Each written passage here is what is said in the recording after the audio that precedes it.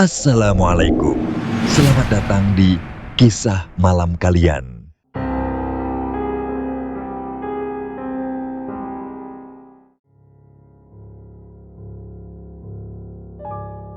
Selamat malam kawan semua. Cikidang, nama jalur ini mungkin terdengar biasa bagi para pengendara motor. Tapi bagi sebagian orang, jalan berliku di antara jurang dan hutan itu menyimpan cerita yang tidak semua orang mau dengar. Cerita ini datang dari seseorang, sebut saja namanya Embong. Malam itu, ia dan beberapa temannya melakukan touring menuju Pelabuhan Ratu. Tapi begitu memasuki jalur Cikidang, suasananya berubah. Dan di sanalah semua berawal. Perjalanan malam yang seharusnya berakhir di pantai, justru membawa mereka ke sesuatu yang tak bisa dijelaskan oleh logika.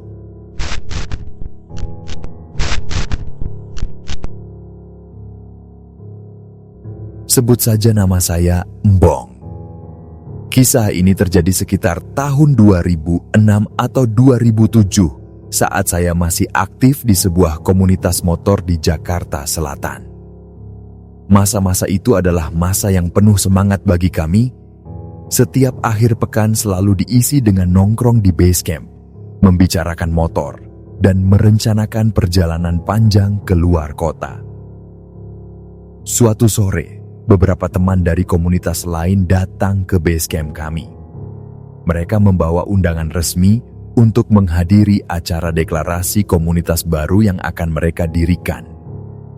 Dua orang datang mewakili mereka, Edo dan Ekoi.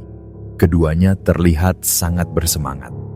Mereka menjelaskan bahwa acara deklarasi akan diselenggarakan minggu depan di Pelabuhan Ratu, tepatnya pada hari Sabtu. Setelah menyampaikan undangan dan berbincang sebentar, mereka pamit kembali. Saya, yang saat itu masih menjabat sebagai ketua umum komunitas, segera mengumpulkan anggota lain. "Siapa yang bisa ikut, kita berangkat hari Jumat malam," kata saya. Beberapa orang langsung menyanggupi tanpa banyak berpikir. Touring ke Pelabuhan Ratu bukan hal yang baru bagi kami. Tetapi setiap kali ke sana selalu ada kesan yang berbeda. Apalagi jika bersama komunitas lain. Hari keberangkatan pun tiba. Dari 8 orang yang awalnya berencana ikut, hanya 4 orang yang benar-benar bisa berangkat. Saya, Awil, Yayat, dan Tatan yang merupakan anggota termuda dan baru lulus SMA. Sementara Mustang, Oji, dan Chris terpaksa batal karena urusan pekerjaan. Meski begitu, mereka tetap datang ke base camp malam itu untuk melepas keberangkatan kami.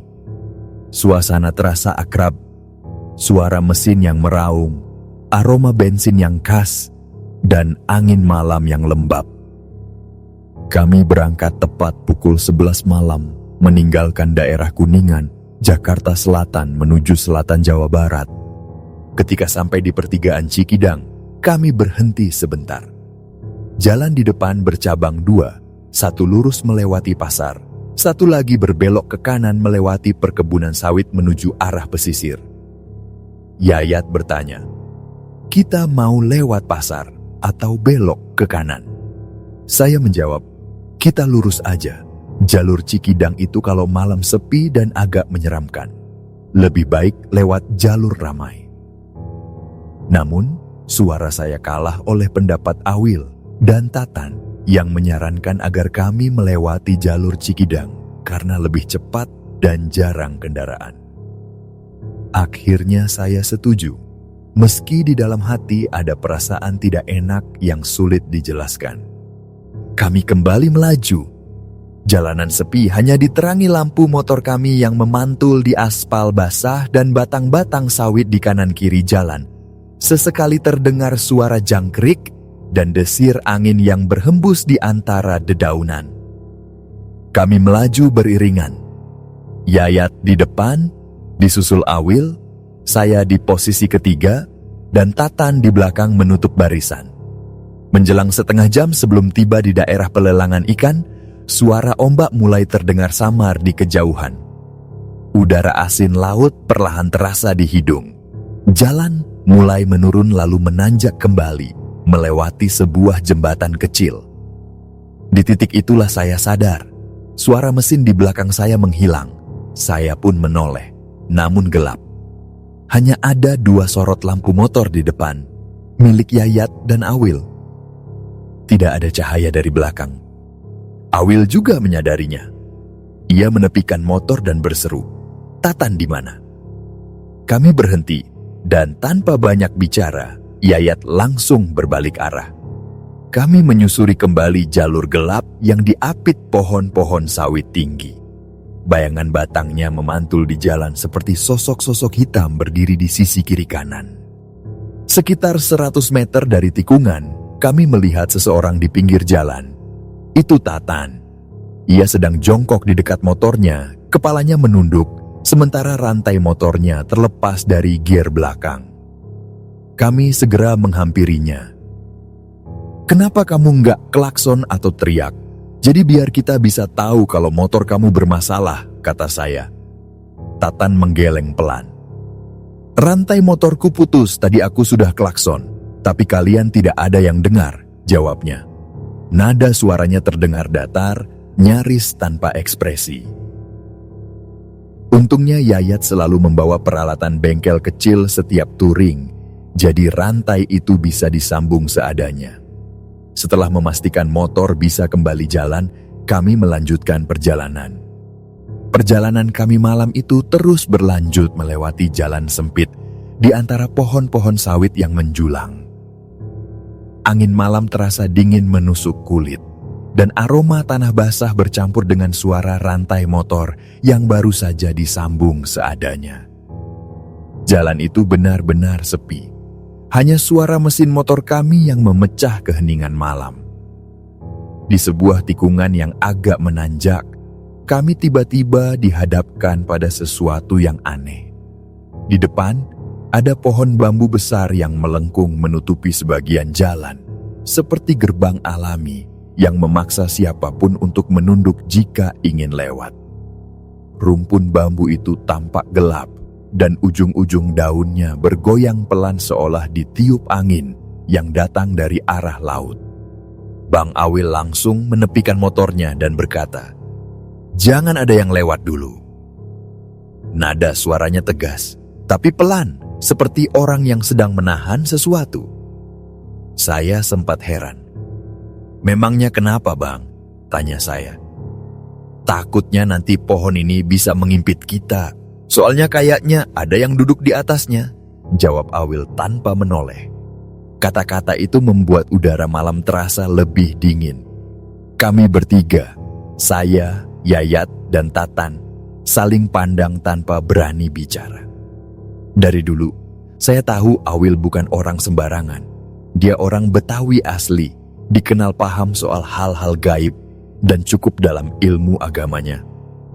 Jadi, kalau dia sudah bilang jangan lewat dulu, kami semua patuh. Ia berdiri sebentar di depan motor, menundukkan kepala, dan seperti membaca sesuatu dengan suara lirih. Saya tidak tahu apa yang dia baca, tapi tiba-tiba, pohon bambu yang tadinya melengkung, menutup jalan itu, tiba-tiba terlepas seperti ditebas angin, dan kembali tegak ke posisinya semula, dengan suara keras yang memantul di antara batang sawit. Kami semua terdiam. Awil menoleh ke arah kami dan berkata pelan, "Sebaiknya baca-baca doa. Kita numpang lewat. Mungkin tadi ada yang enggak suka, knalpot kita berisik atau lewatnya terlalu malam." Tanpa banyak bicara, kami hanya mengangguk dan perlahan melanjutkan perjalanan. Tapi sejak saat itu, suasana benar-benar berubah. Udara seperti lebih berat, dan suara serangga pun terdengar jauh entah kemana. Perjalanan semakin sunyi. Sinyal ponsel menghilang total, padahal waktu itu kami masih menggunakan BlackBerry dan komunikasi lewat BBM jadi satu-satunya cara untuk mencari lokasi acara. Saya sempat mencoba mengirim pesan ke Edo, teman yang mengundang kami. Posisinya kemana, kalau dari pelelangan ikan ke arah mana penginapannya. Namun, pesan itu tak pernah terkirim. Layar ponsel saya hanya menampilkan ikon jam kecil yang terus berputar. Kami terus melaju hingga mendekati daerah pelelangan ikan. Jalan mulai melebar dan di kejauhan kami melihat seseorang berdiri di pinggir jalan, melambaikan tangan ke arah kami. Itu Edo. Saya ingat betul jaket yang ia pakai, hitam dengan logo komunitas di punggungnya. Ia tersenyum kecil dan memberi isyarat agar kami mengikuti arah yang ia tunjuk. "Acaranya di belakang sini," katanya. Saya sempat heran karena dia sendirian. Tidak ada motor di dekatnya dan tidak ada teman-temannya seperti biasanya. Tapi karena tak ingin berpikir buruk, saya menganggap mungkin yang lain sudah lebih dulu di penginapan. Maka kami pun mengikuti arahan Edo, menyusuri jalan kecil yang menurun, diapit semak dan pohon kelapa di kanan kiri. Tak lama, kami tiba di sebuah tempat yang tampak seperti penginapan sederhana. Ada bangunan kecil dengan lampu kuning temaram di terasnya, meja panjang dengan kopi dan makanan ringan yang sudah disiapkan. Kami disambut hangat, entah oleh siapa. Rasanya samar, karena saya hanya ingat kami berempat duduk, meneguk kopi, dan mendengar suara jangkrik bersahut-sahutan di luar. Namun sejak awal Bang Awil sudah merasa tidak tenang. "Perasaanku nggak enak," katanya pelan, sambil terus melirik keluar jendela. Kami mencoba menenangkan diri, menganggap mungkin dia hanya lelah. Tatan lalu bilang ingin berbaring sebentar, tapi Yayat menahannya. "Jangan dulu, coba kamu lihat itu, ada kelabang di kasur," katanya sambil mengibaskan tangan untuk menyingkirkan hewan itu. Kami tertawa kecil, berusaha mencairkan suasana, walau rasa tidak nyaman tetap menggantung di udara. Beberapa menit kemudian, Bang Awil mengambil air wudhu dan menunaikan salat malam. Sementara kami hanya duduk diam, menatap lampu minyak di sudut ruangan yang berkelap-kelip seperti hendak padam. Ketika ia selesai, Awil menatap kami satu persatu, dan entah mengapa wajahnya berubah. "Ini bukan penginapan," katanya lirih. Kami semua terdiam. Saya menatap sekeliling. Ruangan yang tadinya tampak seperti kamar sederhana kini terlihat berbeda. Dindingnya bukan tembok, melainkan bilah-bilah bambu anyaman. Di luar tak ada lagi halaman atau jalan. Yang ada hanya hamparan sawah gelap dengan air menggenang dan suara katak bersahut-sahutan. Saya menelan ludah. Bagaimana motor kami bisa masuk sejauh ini? Tidak ada jalan menuju tempat ini, hanya pematang sawah yang becek dan berlumpur. Dan yang paling membuat bulu kuduk saya meremang, Edo yang tadi menjemput kami, kini sudah tidak ada. Kami benar-benar sendirian di sebuah saung kecil di tengah sawah yang asing. Saya mencoba mengingat lagi jarak dari pelelangan ikan tadi. Tadi rasanya dekat, hanya beberapa tikungan saja. Lalu, motor saya dorong perlahan, roda belakang sesekali selip di lumpur sawah. Udara dini hari mulai terasa lebih lembab, dan kabut tipis menggantung di atas pematang. Entah berapa lama kami berjalan, tapi akhirnya suara ombak kembali terdengar.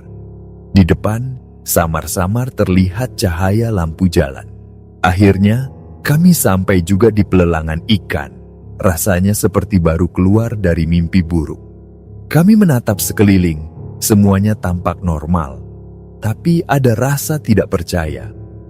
Tempat yang tadi terasa jauh dan asing kini hanya berjarak beberapa tikungan saja. Saya menyalakan ponsel, dan kali ini sinyal muncul. Pesan BBM untuk Edo yang sejak tadi tertunda akhirnya terkirim. Tak lama, notifikasi masuk. "Kalian ke belakang hotel aja, nanti ada penginapan namanya Agusta," tulis Edo. Saya menatap layar itu lama. Dalam hati saya bertanya-tanya, apakah ini benar-benar Edo yang asli? Atau sesuatu yang lain yang kembali menuntun kami? Bang Awil, yang sejak tadi hanya diam, akhirnya berkata, "Coba kita ikutin aja. Insya Allah yang ini beneran." Hatiku sudah agak tenang sekarang. Nada suaranya berbeda dari sebelumnya. Lebih yakin, meski masih tersisa sedikit keraguan. Kami pun melanjutkan perjalanan menuju hotel yang dimaksud. Di sebelah kanan jalan, terlihat deretan penginapan yang berjajar menghadap laut. Di sanalah berdiri Hotel Inna Samudra, tempat yang konon memiliki kamar khusus untuk Nyi Roro Kidul, penguasa Laut Selatan, yang selalu jadi bahan cerita di antara para biker saat melintas daerah itu. Kami terus melaju hingga menemukan papan kecil bertuliskan penginapan Agusta. Begitu memasuki area parkirnya, suara ramai langsung terdengar. Teman-teman dari komunitas itu sudah berkumpul di sana. Lampu-lampu motor menyala terang, musik pelan terdengar dari speaker kecil, dan aroma kopi hitam bercampur dengan bau garam laut. Saya langsung mengenali Edo, Ekoi, dan beberapa wajah lain yang sudah lama tak saya temui. Mereka menyambut kami hangat, berbeda sekali dengan sosok Edo yang kami lihat sebelumnya di pelelangan ikan, yang berdiri sendirian di pinggir jalan, tanpa motor, tanpa senyum. "Akhirnya kalian sampai juga," kata Edo sambil menepuk bahu saya. Saya hanya mengangguk pelan. Dalam hati, saya mencoba menenangkan diri. Setidaknya, kali ini semuanya terasa nyata. Ada suara, ada cahaya, ada banyak orang. Tidak seperti tadi malam yang sunyi dan tak berjejak. Acara terus berjalan, dan waktu menunjukkan hampir pukul 4 pagi. Kami pun masuk ke kamar yang disediakan. Di pojok ruangan ada termos besar berisi kopi, beberapa bungkus rokok, dan botol minuman keras yang sudah terbuka separuh. Anak-anak komunitas itu memang terkenal santai. Setiap kali berkumpul, selalu saja ada miras di tengah-tengah meja. Saya memilih tidak ikut minum malam itu. Kepala saya masih penuh pertanyaan tentang kejadian sebelumnya. Tapi Yayat, seperti biasa, tidak bisa menolak ajakan teman. Ia meneguk beberapa kali sambil tertawa kecil, seolah ingin menghapus rasa lelah dan tegang. Sementara itu, Bang Awil hanya duduk diam sambil merapikan tas, dan Tatan sibuk mengecek motornya di parkiran. Setelah suasana mulai tenang, kami tidur sebentar. Ketika matahari mulai naik, kami bangun dan bersiap mengikuti acara deklarasi komunitas teman kami. Bendera komunitas dikibarkan, beberapa motor besar berjajar rapi di depan penginapan, dan suara knalpot bergema di antara gedung-gedung kecil pesisir Pelabuhan Ratu. Edo memberi pengarahan singkat lalu berkata, "Habis ini kita rolling thunder ya. Kita muter Pelabuhan Ratu sampai ke Karanghawu. Terus kita berhenti di pantai. Di sana kita bikin acara bareng." Kami semua setuju. Udara pagi itu terasa hangat. Matahari baru naik dari balik bukit, dan langit biru memantul di permukaan laut. Perjalanan menuju pantai Karanghawu terasa menyenangkan. Deru mesin, pemandangan laut di kiri jalan, dan angin asin yang menerpa wajah membuat suasana jadi ringan. Saat itu cuaca di pantai Karanghawu terasa terik. Tapi angin laut bertiup kencang membawa aroma asin dan buih ombak yang sesekali menerpa kaki. Motor-motor berjajar rapi di tepi jalan, bendera komunitas berkibar di antara tiang-tiang bambu, dan suara tawa anak-anak komunitas berpadu dengan deru ombak yang menghantam karang. Semuanya tampak riuh dan penuh semangat. Tapi entah kenapa, sejak pagi itu, saya merasa Tatan terlihat berbeda. Ia duduk menyendiri di pasir, menatap laut dengan pandangan kosong. Sesekali ia melempar batu kecil ke air, lalu tersenyum sendiri. Saya sempat menganggap mungkin dia hanya lelah atau masih terbawa suasana dari kejadian malam sebelumnya. Jadi saya biarkan saja. Namun lama-kelamaan, Tatan mulai berjalan semakin jauh ke arah bibir pantai. Awalnya hanya sebatas mata kaki, lalu lutut, dan akhirnya ia berdiri cukup jauh dari garis aman, tempat ombak mulai membentuk pusaran. Yayat yang melihat langsung berteriak, "Jangan ke sana, nanti kamu ke bawah ombak." Tatan tidak menoleh, seolah tidak mendengar. Tubuhnya terus bergerak ke tengah. Langkahnya berat, tapi matanya terpaku ke arah laut, seperti sedang mengikuti sesuatu yang tak terlihat. Bang Awil yang sedari tadi duduk di motor langsung berdiri dan berkata tegas, "Tolong kejar dia, jangan sampai anak itu sendirian. Dari kemarin dia kayak linglung." Tanpa pikir panjang, Yayat berlari menembus ombak dan menarik tubuh Tatan ke belakang. "Kamu mau ngapain ke tengah?" tanya Yayat sambil menarik lengannya. Tatan masih menatap laut, suaranya pelan, hampir seperti berbisik.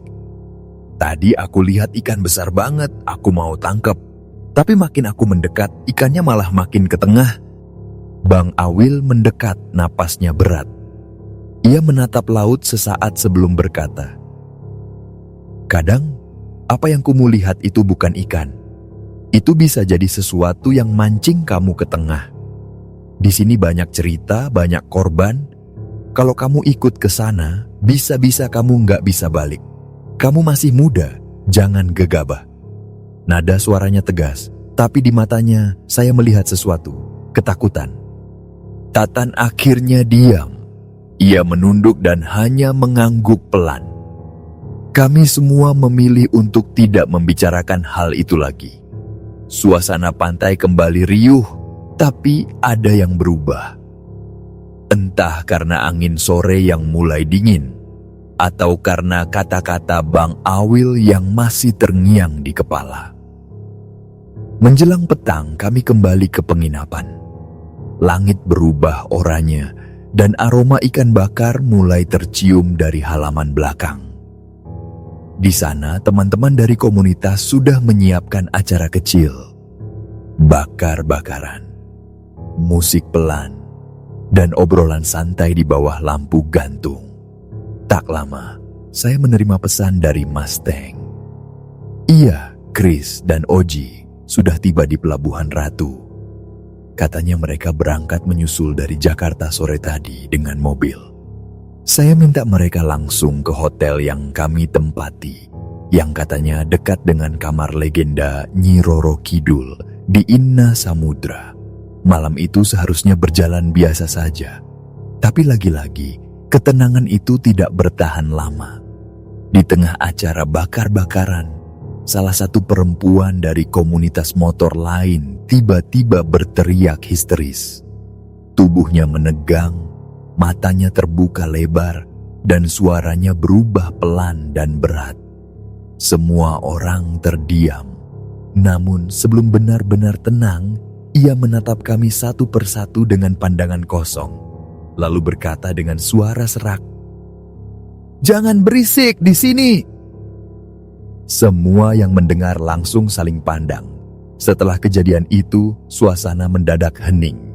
Api unggun meredup, dan satu persatu orang mulai masuk ke kamar masing-masing. Bang Awil menghampiri saya, wajahnya terlihat tegang. "Perasaanku gak enak," katanya pelan. "Kita balik aja malam ini daripada besok." Saya akhirnya mengalah. Meski ada rasa sungkan karena Chris, Mustang, dan Oji baru saja tiba sore itu. "Tapi kasihan yang baru datang, Bang," kata saya. "Mereka kan pakai mobil, jadi aman. Kita naik motor, hujan kehujanan, panas kepanasan. Sebaiknya kita pulang sekarang," jawabnya mantap. Akhirnya kami pamit kepada teman-teman lain. Satu motor lain milik Junet ikut bergabung dengan rombongan kami. Junet membawa pacarnya di boncengan. Kami semua berangkat lagi malam itu lewat jalur yang sama menuju Cikidang. Perjalanan awalnya lancar. Angin malam menusuk, tapi jalanan cukup terang oleh lampu motor yang beriring. Namun ketika mulai menjauhi pemukiman, pacar Junet tiba-tiba berteriak pelan. Katanya, di antara pohon-pohon pisang di pinggir jalan, ia melihat sosok wanita berambut panjang berdiri menghadap mereka. Kami semua menoleh sekilas, tapi tak melihat apa-apa, kecuali bayangan daun pisang yang bergoyang diterpa angin. Jalan berliku dengan tebing di satu sisi dan jurang di sisi lainnya membuat siapapun yang melintas harus ekstra hati-hati. Tapi malam itu, kami melaju cukup cepat. Kami ingin segera sampai ke jalan besar, meninggalkan segala keganjilan yang sempat kami alami di Pelabuhan Ratu. Saya berada tepat di belakang Junet yang membonceng pacarnya, Umay. Sorot lampu motor mereka menari di antara kabut tipis. Sementara di belakang saya, suara mesin motor Bang Awil dan Yayat terdengar bergantian. Angin malam terasa menusuk kulit, membawa aroma lembab dari hutan sawit di kejauhan. Ketika kami tiba di sebuah tikungan menurun, Junet sedikit memutar stang ke kanan. Tapi dari arah berlawanan, muncul cahaya lampu lain. Dalam sepersekian detik saya sadar, motor lain itu melaju cukup kencang dari arah depan. Dan kemudian, suara benturan keras memecah malam. Motor Junet dan motor dari arah depan bertabrakan langsung di tengah tikungan. Tubuh Junet dan Umay terlempar ke aspal. Umay terguling beberapa meter, sementara motor mereka meluncur ke arah saya. Saya spontan membanting stang ke kiri, hampir jatuh, tapi masih sempat menepi di pinggir jalan. Suasana berubah kacau. Motor matik dari arah depan rusak parah, dan belanjaan yang dibawanya berserakan di udara. Plastik-plastik berisi emping beterbangan dalam cahaya lampu motor, seperti serpihan kaca kecil di udara malam. Saya tidak sempat memikirkan pengendara itu. Yang saya lihat hanya Junet dan Umay yang terkapar di jalan. Saya segera turun dan berlari menghampiri. Saya memanggil dan mengguncang bahunya. Junet hanya mengerang pelan, darah mengalir dari pelipisnya. Umay pingsan, tubuhnya dingin dan tak bergerak. Beberapa detik kemudian, mobil warga muncul dari arah belakang. Beberapa orang turun, membawa senter, dan segera mengerubungi kami. Begitu melihat plat motor kami yang berawalan B, beberapa di antara mereka mulai berteriak marah. Saya menoleh ke belakang. Tak ada lampu motor selain kami bertiga. Saya, Bang Awil, dan Yayat. "Tatan di mana, Bang?" tanya saya. Bang Awil menatap jalan gelap di belakang kami, lalu menggeleng pelan. "Entahlah, perasaanku makin gak enak," katanya lirih. Kami sepakat untuk mendahulukan Junet dan Umay. Keadaan mereka genting dan tak mungkin membuang waktu. "Nanti kalau mereka aman, baru kita balik cari Tatan," kata Bang Awil. Saya dan Yayat hanya mengangguk, menahan rasa khawatir yang mulai tumbuh di dada. Kami pun berangkat ke rumah sakit dengan pengawalan mobil warga. Jalanan sepi, lampu-lampu jarang sekali terlihat. Setiap tikungan terasa panjang dan asing, seperti memutar ke tempat yang sama berulang kali. Setelah beberapa kilometer, kami sampai di pertigaan menuju jalan raya besar. Dan di sanalah kami melihat seseorang berdiri di pinggir jalan, melambaikan tangan ke arah kami. Itu Tatan. Saya spontan berhenti, menatapnya dengan campuran lega dan bingung. "Bukannya tadi kamu di belakang?" tanya saya. Tatan justru menatap kami dengan wajah kesal. "Kalian keterlaluan, Bang. Aku ditinggalin dari kemarin. Aku teriak-teriak rantai motor putus, tapi nggak ada yang dengar. Aku udah panggil, tapi nggak ada yang nengok. Katanya keras. Napasnya memburu. Saya menatap wajahnya yang tampak lelah dan kesal. Ia menegaskan bahwa akhirnya ia menumpang menginap di rumah saudaranya yang kebetulan tidak jauh dari lokasi. Ia mengatakan mustahil baginya menyusul ke arah Pelabuhan Ratu malam-malam karena jalanan sepi dan rawan begal. Kami bertiga, saya, Bang Awil dan Yayat, hanya saling pandang. Tidak ada satupun yang berani menimpali. Kata-katanya membuat kami gemetar tanpa alasan. Jika benar Tatan tidak ikut, berarti sosok yang selama ini bersama kami, tidur di kamar yang sama, makan bersama, bahkan hampir terseret ombak, bukan manusia. Bang Awil menarik napas panjang. Ia hanya berkata pelan bahwa perasaannya sejak awal memang tidak enak. Kami tidak ingin memperpanjang percakapan. Keadaan Junaid dan Umay jauh lebih mendesak untuk dipikirkan. Maka kami melanjutkan perjalanan ke rumah sakit terdekat di Sukabumi Atas. Sesampainya di sana, suasana sedikit lebih tenang. Lutut Junaid membengkak parah akibat benturan dengan motor lawan. Dokter menyarankan agar kakinya digips, tapi Junaid menolak karena tidak tahan rasa sakitnya. Salah seorang warga yang ikut menolong menyarankan agar kami membawa Junaid ke tukang urut tradisional di belakang rumah sakit, seorang pria tua yang katanya sering menangani kecelakaan motor. Namanya Pak Ateng. Kami mengikuti saran itu. Rumah Pak Ateng kecil dan sederhana, berdiri di halaman tanah merah yang becek. Di terasnya tergantung dupa kering dan seikat daun sirih. Begitu kami tiba, lelaki tua itu sudah menatap kami seolah tahu apa yang sedang kami alami. Tanpa basa-basi, ia menanyakan asal kami, jalur yang kami lewati, dan apakah ada di antara kami yang sempat berbuat iseng di jalan.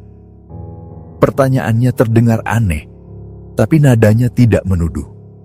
Seolah ia hanya ingin memastikan sesuatu. Saya menjawab dengan jujur bahwa kami berasal dari Jakarta dan baru saja menghadiri acara komunitas motor di Pelabuhan Ratu. Tapi Pak Ateng hanya mengangguk pelan, lalu berkata bahwa jalur yang kami lewati bukan jalur sembarangan. Menurutnya, banyak orang celaka di sana bukan karena kecelakaan biasa, melainkan karena menyinggung sesuatu yang tidak terlihat. Ia mengatakan, kadang hal sekecil membuang sesuatu pun bisa memancing marah penghuni jalan itu. Ucapan itu membuat kami terdiam. Bang Awil tampak tidak percaya, tapi juga tidak berani menyela. Pak Ateng kembali menatap kami dan menanyakan dengan nada lebih tegas apakah ada di antara kami yang membuang sesuatu. Beberapa saat suasana hening, sampai akhirnya Yayat mengaku. Ia menunduk dan dengan suara pelan mengatakan bahwa tadi malam ia sempat melempar botol bekas miras ke pinggir jalan, tepat di jalur sawit. Saat itu ia hanya ingin menyingkirkan barang itu agar tidak ketahuan oleh Bang Awil. Pak Ateng menghela napas panjang, lalu berkata bahwa kebiasaan seperti itu tidak boleh dilakukan di daerah yang tidak dikenal. Menurutnya, tempat itu bukan tempat sembarangan, dan perbuatan seperti itu sering mengundang hal-hal buruk. Ia menasihati agar kami kembali ke tempat botol itu dibuang dan menaruhnya kembali dengan sopan. Bang Awil sempat menolak. Ia berpendapat bahwa jika makhluk-makhluk itu dituruti, mereka justru akan semakin berani. Tapi Pak Ateng tetap bersikeras bahwa kami adalah orang luar, dan sudah seharusnya menghormati adat setempat. Kami terdiam lagi. Tak ada yang membantah. Di dalam hati saya tahu, perkataan lelaki tua itu masuk akal. Sejak awal perjalanan, memang sudah terlalu banyak kejanggalan yang kami abaikan. Mungkin ini cara alam, atau sesuatu di luar nalar untuk menegur kami. Kami akhirnya sepakat untuk kembali mencari botol yang dibuang. Perjalanan malam itu terasa panjang. Jalan menanjak dan menurun seolah tidak pernah berakhir. Beberapa kali kami melewati tikungan yang sama, tapi benda itu belum juga ditemukan. Suasana di antara kami tegang, campuran antara rasa bersalah, lelah, dan marah yang tidak diucapkan. Yayat dan saya sempat berselisih kecil. Saya menyalahkannya karena perbuatan cerobohnya, sedangkan ia membela diri dengan nada tinggi. Ia merasa tidak melakukan hal besar, hanya membuang botol kosong yang dianggapnya sepele. Bang Awil akhirnya menengahi, meminta kami berhenti berdebat. Ia menasihati agar kami tenang, karena kemarahan hanya akan membuat kami makin sulit menemukan yang dicari. Kami terus menelusuri jalan itu, hingga akhirnya keluar ke Jalan Raya Sukabumi. Di sisi kanan, saya mengenali sesuatu, sebuah warung kelontong kecil di atas tanah merah, dengan papan usang dan lampu bohlam yang menggantung di depan. Saya teringat bahwa tempat ini pernah kami lewati sebelumnya, tak jauh dari lokasi sawit tempat kami berhenti malam itu. Saya menunjuk ke arah warung itu, meyakini bahwa tempat itulah yang paling dekat dengan lokasi di mana Yayat membuang botolnya.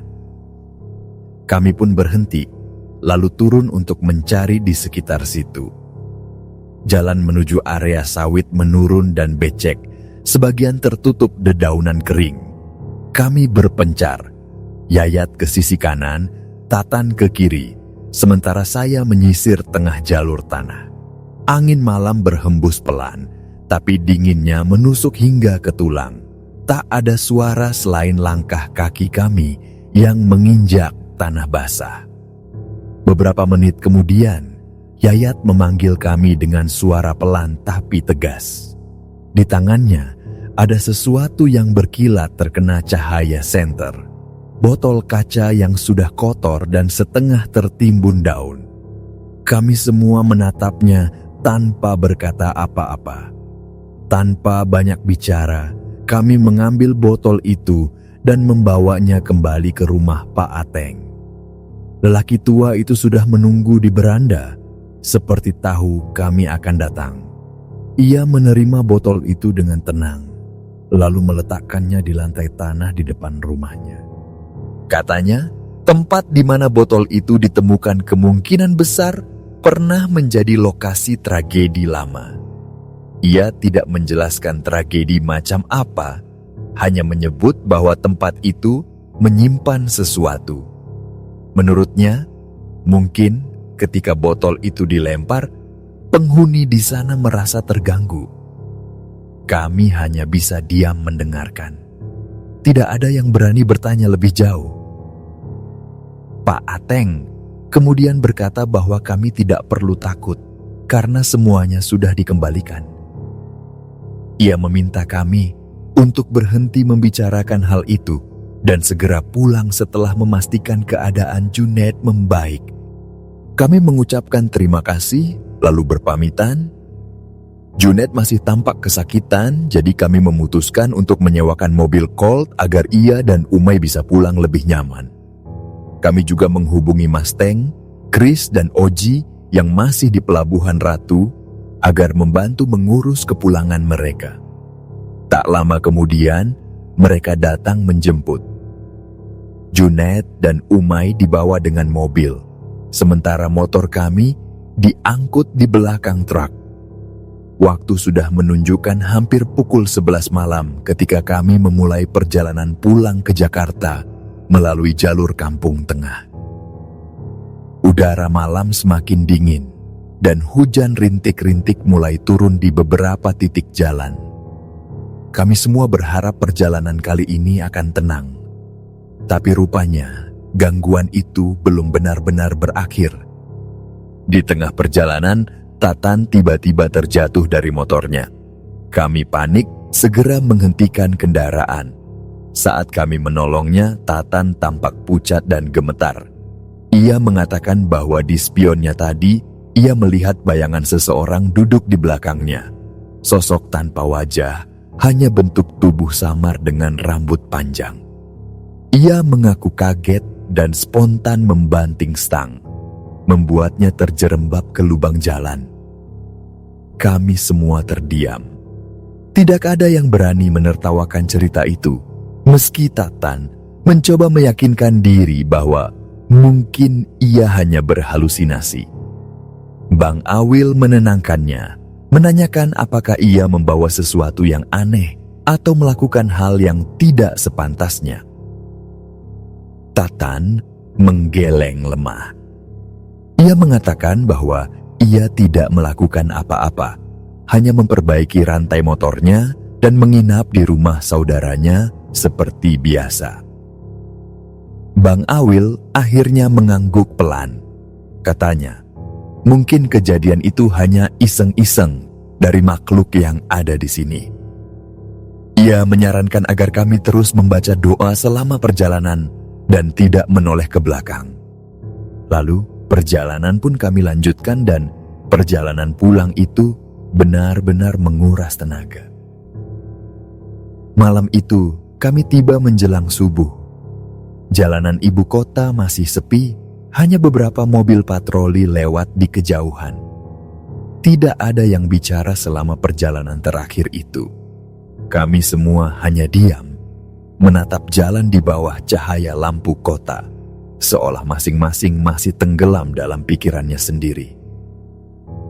Begitu tiba di base camp, kami langsung berpencar pulang. Keesokan paginya, barulah kami bertemu lagi. Udara pagi Jakarta terasa aneh, seolah lebih berat dari biasanya. Kami duduk di depan base camp, memandangi motor-motor yang kini tampak seperti saksi bisu dari perjalanan yang baru saja kami lalui. Tidak ada yang ingin mengulang pembicaraan soal Tatan, tapi semua orang tahu hal itu masih membekas. Seminggu kemudian, teman-teman dari komunitas lain datang berkunjung. Mereka datang bukan sekadar bersilaturahmi, tapi juga untuk menceritakan sesuatu. Rupanya dalam perjalanan pulang mereka pun mengalami kejadian-kejadian janggal. Beberapa motor yang kondisinya sehat, tiba-tiba mogok di tengah jalan tanpa sebab. Ada yang rantainya lepas, ada yang mesinnya mati sendiri, lalu hidup lagi beberapa menit kemudian. Kami mendengarkan dengan tenang. Bang Awil hanya mengangguk pelan, lalu berkata bahwa mungkin kami memang tidak diizinkan berada di tempat itu. Ia mengingatkan bahwa bisa saja kami terlalu berisik, terlalu banyak bercanda di sana. Lain kali, katanya, kita harus lebih tahu diri. Di mana tanah dipijak, di situ langit dijunjung. Sejak malam itu, hubungan antara komunitas kami dan komunitas baru itu justru semakin erat. Mungkin karena kami merasa pernah melewati sesuatu yang sama-sama sulit dijelaskan. Kami sering touring bareng lagi. Tapi tak satu pun dari kami pernah berani lewat jalur Cikidang saat malam hari.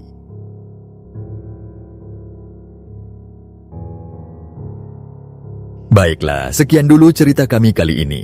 Kami mohon maaf jika ada kesalahan dalam perkataan dan pengucapan saat membawakan cerita. Bagaimana pendapat kalian dari cerita ini?